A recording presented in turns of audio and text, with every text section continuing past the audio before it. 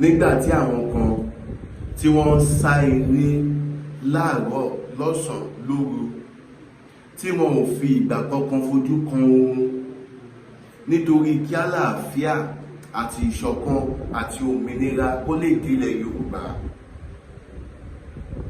Ǹjẹ́ jẹ́ mọ̀ pé lábẹ́ bẹ́ẹ̀ náà ni àwọn kan náà ti ń sá eré kiri tí wọ́n ń ná owó, tí wọ́n ń ná agbára, tí wọ́n ń ná ipò, tí wọ́n ń ná nǹkan tí wọ́n rí lórí pé kí ni, lórí kílẹ̀ Yorùbá kó mà nísinmi. Kí ló fà á táwọn fi ń ṣe gbogbo eléyìí? Àti pé irú àwọn èèyàn wo gan-an ló wà nídìí eléyìí gan ní pàtó? Ta lẹni tó ń ṣe tánàdí sí Dr. Sunday Igboho? Ta lẹni tó ń ṣe tánàdí bàbá wa Professor Banji Akintoye? Ẹ̀yin èèyàn, mo kí yín káàbọ̀ sí ìkànnì Odùduwà Voice, Bayo Black lórúkọ tèmi. Ẹ káàbọ̀ sórí ètò yín, ètò wa kí ló trend, òun náà la pè tó láti ìkànnì Odùduwà Voice TV. Tó bá jẹ́ pé ìgbà àkọ́kọ́ tí yín rèé tẹ́yìn bá ṣẹ̀ ń wò mí, ẹ má gbàgbé láti bá mi bọ́wọ́ lu subscribe button yẹn, kẹ́lẹ̀ bá mi tan notification button kó lè máa notify yín tá bá ẹ̀ṣẹ̀ drop new video. Ṣé rí ibi tá a bá dé báyìí, a ò ní ká máa parọ́ fúnra wa mọ́, torí pé kí ni, ẹ yẹ ká kí ẹni tó ṣe, ẹ yẹ ká ṣe kí ni, ẹ yẹ ká kí ẹni tó ṣe. Fún gbogbo ẹni tó bá ń gbọ́ ìròyìn ojoojúmọ́ báyìí, òun ni àwọn èèyàn fi ń ké pe ìjọba lórí ọ̀rọ̀ ètò ààbò, lórí ọ̀rọ̀ security. Ojoojúmọ́ báyìí làwọn èèyàn ń pariwo kò sí security o, kò sí security o, kò sí security lọ́tùn, kò sí security lósìn. Ẹni tó ń lọ sóko kò lè dá oko dé. Ẹ wo bí àwọn ọmọ obìnrin ọ̀ṣẹ́ rán lọ sódò mọ́. Ẹ má jẹ́ ká tanra wa. Odùduwà Voice TV via community TV, ẹ má jẹ́ ká tanra wa. Tó bá ń pè nǹkan ní community, ẹni tó jú ẹ̀ kálé tó ká oko, because kò sí béèyàn tí wọ́n ti wà ní community kan tí ó ṣe máa exist nínú community yẹn tí àwọn ará community ò ní mọ̀. Kò dẹ̀ sí béèyàn kan ṣe máa ṣe wà tó máa yọ lórí burúkú tó máa bu ìwàkiwà láàrin ìlú. Community kan náà ni wọ́n ẹni bẹ́ẹ̀ ń gbé. Ẹ jọ̀ọ́, kí ni ìgbésẹ̀ community lórí Chief Dr. Sunday Igboho? Community mélòó ló support olóyè Aládìsá Adéyẹmọ Ìgbòho Òòṣà? Adẹ̀fẹ̀ kálàáfíà jọba. Ṣé gómìnà ló yan chairman community? Ẹ wo bí, ẹ má yẹ ká tanra wa. Agbára tó wà lọ́wọ́ àwọn chairman community ní ibi tá a bá dé lọ́jọ́ tòní nílẹ̀ Yorùbá yìí, àwọn baálẹ̀ wọn ò ní wá agbára bẹ́ẹ̀ lọ́wọ́. Kódà ọ̀pọ̀lọpọ̀ baálẹ̀ ìgbèríko fìdíhẹ́ ló pọ̀ jù nínú wọn báyìí o. Chairman community ló ń pàṣẹ ibi tí baálẹ̀ wà. Tó já sí pé chairman community ló ṣe kí ni, ló ń pàṣẹ ọ̀pọ̀lọpọ̀ abúlé ibi tí baálẹ̀ wà. Kí la wá fẹ́ ṣe? Ó ti wá débẹ̀ báyìí, àwa rí mẹ́sàáyà tó wá lóhùn ṣetán láti ràn wá lọ́wọ́ ní ilẹ̀ Yorùbá.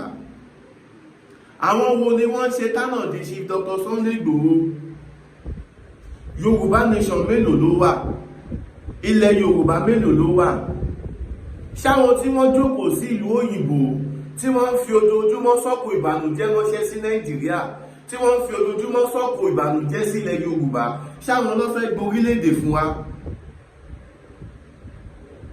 Kí Chief Dr. Sunday Igboho tó dá sí ọ̀rọ̀ Yorùbá nation of 18, gbogbo wa láti mọ̀ Chief Dr. Sunday Igboho gẹ́gẹ́ bí onínú dídùn ọlọ́rẹ. Ẹ tún wá wo ìgbésẹ̀ tí Chief Dr. Sunday Igboho gbé. Ìgbésẹ̀ wo bàbá yẹn gbé? Bàbá yẹn mú orílẹ̀ gbó, bàbá yẹn wọ inú igbó lọ.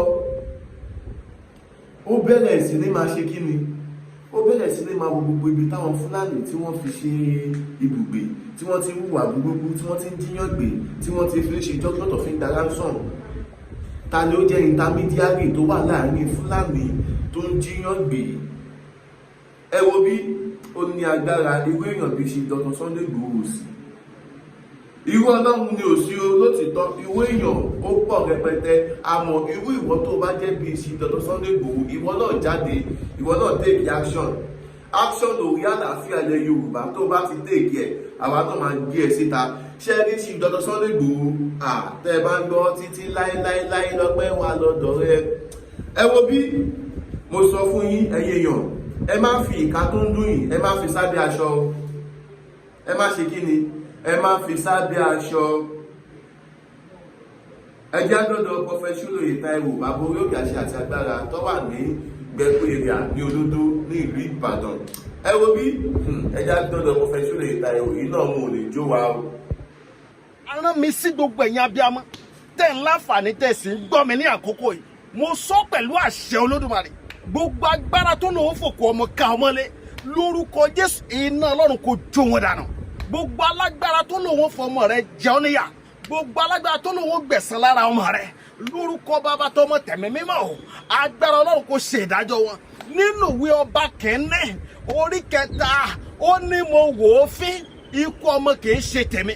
gbogbo ẹ̀yin abiyamọ tẹ́lẹ̀ ṣàmì tẹ́lẹ̀ ṣí àdúrà yìí lórúkọ Jésù, ẹ̀ ní rí kú ọmọ, wọn ò ní gbòkú ọmọ ká wọn lé.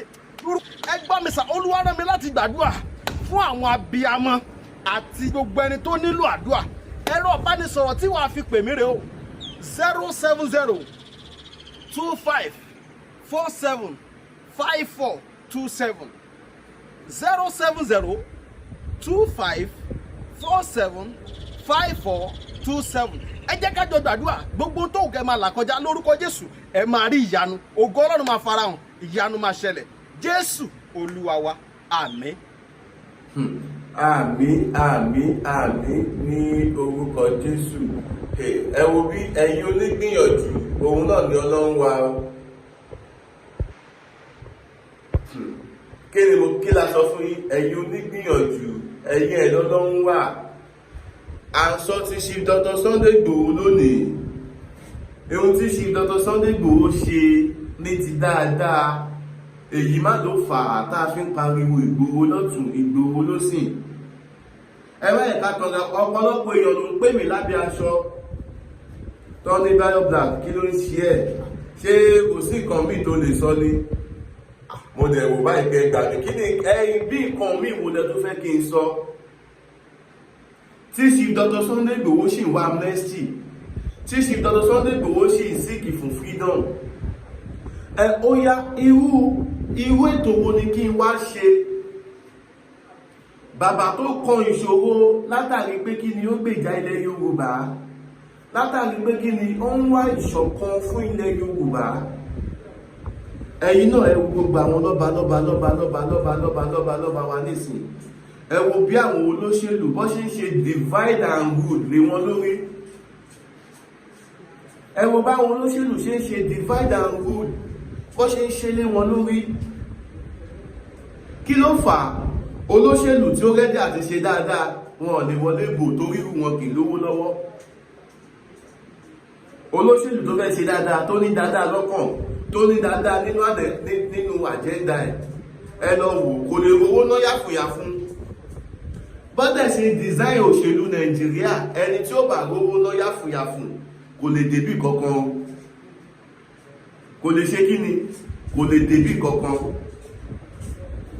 kí wá ní nǹkan tó lè gbà wá lẹ̀ lọ́wọ́ àwọn ọ̀tá ilẹ̀ Yorùbá tí wọ́n ń ṣe olórí lé wa lórí?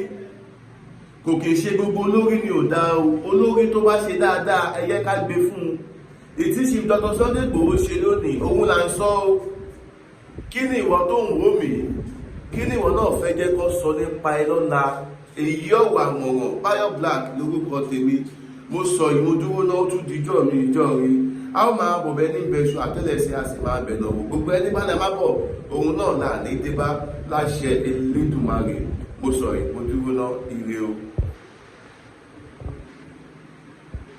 aràn mi sí gbogbo ẹ̀yin abiyamọ tẹ̀ ń láǹfààní tẹ̀ sí gbọ́ mi ní àkókò yìí. mo sọ pẹ̀lú àṣẹ Olódùmarè, gbogbo agbára tó lòun fòkò ọmọ ká ọmọlé lórúkọ Jésù, iná Ọlọ́run kò jó wọn dànù. gbogbo alágbára tó lòun fọmọ rẹ jẹun níyà, gbogbo alágbára tó lòun gbẹ̀san lára ọmọ rẹ, lórúkọ Bàbá tọmọ tẹ̀mí mímọ́ o, agbára Ọlọ́run kò ṣe ìdájọ́ wọn. nínú ìwé Ọba kẹ́nẹ́ orí kẹta ó ní mo wò ó fín ikú ọmọ kì í ṣe tèmi. Gbogbo ẹ̀yin abiyamọ tẹ́ lè ṣàmì tẹ́ lè ṣí àdúrà yìí lórúkọ Jésù ẹ̀ ní rí kú ọmọ wọn ò ní gbòkú ọmọ ká wọn lé. Ẹ gbọ́ mi sà, Olúwa rán mi láti gbàdúrà fún àwọn abiyamọ àti gbogbo ẹni tó nílò àdúrà. Ẹ̀rọ ìbánisọ̀rọ̀ tí wàá fi pè mí rè o 070 25 47 5427 070 25 47 5427. Ẹ jẹ́ ká jọ gbàdúrà gbogbo tó kẹ́ máa là kọjá lórúkọ Jésù ẹ máa rí ìyanu ògo Ọlọ́run máa farahàn ìyanu máa ṣẹlẹ̀ Jésù Olúwa wa àmín.